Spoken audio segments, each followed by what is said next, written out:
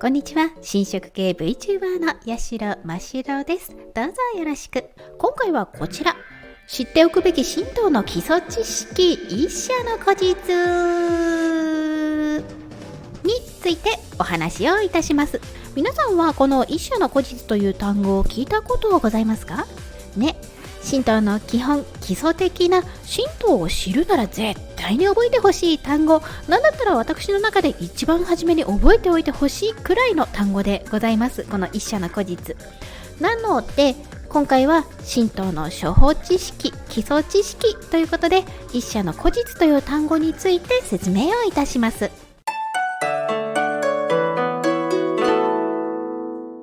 さて、まずはじめにそもそも神道とはということについてお話をいたします。神道は各地方の神社や信仰、神事を中心に進展したシンプルに言えば各地の信仰の集合体です。神社のいろは用語集によりますと、神道とはもっぱら古典によって伝えられ、日本古来の正常というのは性質とか心根とかそういう意味ですね。日本古来の正常と国家や歴史に伴う信念を基調として発達し、風土や社会の状況に応じて草草のというのは種々のとも言いますけれど、種類を問わずいろいろな多様な種類のものが集まる、揃うという意味です。風土や社会の状況に応じて草草の習俗や思想を形成した。また神社の奉祭というのは神仏などを慎んで祀ることでございまして、神社の奉祭は地域的社会的基盤を有するとあります。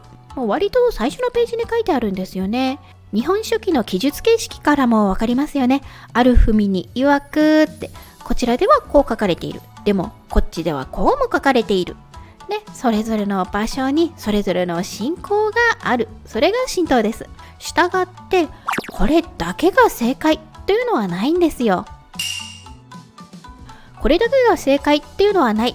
で、これだけ聞くと、あれでも神社には2杯2拍手1杯っていう共通作法があるじゃないの、あれは正解じゃないのって思った人もいると思うんですよ。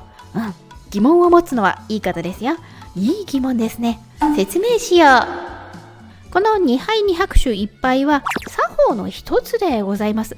たくさんある正解の一つであって、これだけが正解っていうわけじゃないんですよ。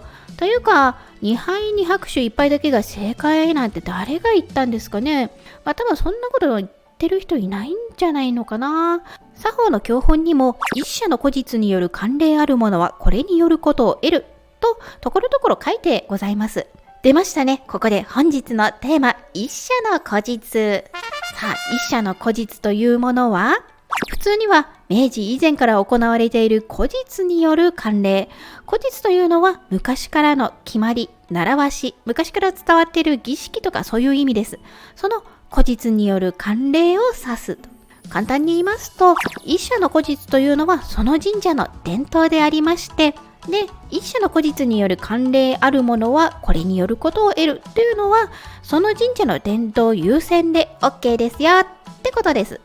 そう、みんな覚えてくださいね。今日の重要ワードです。Repeat after me。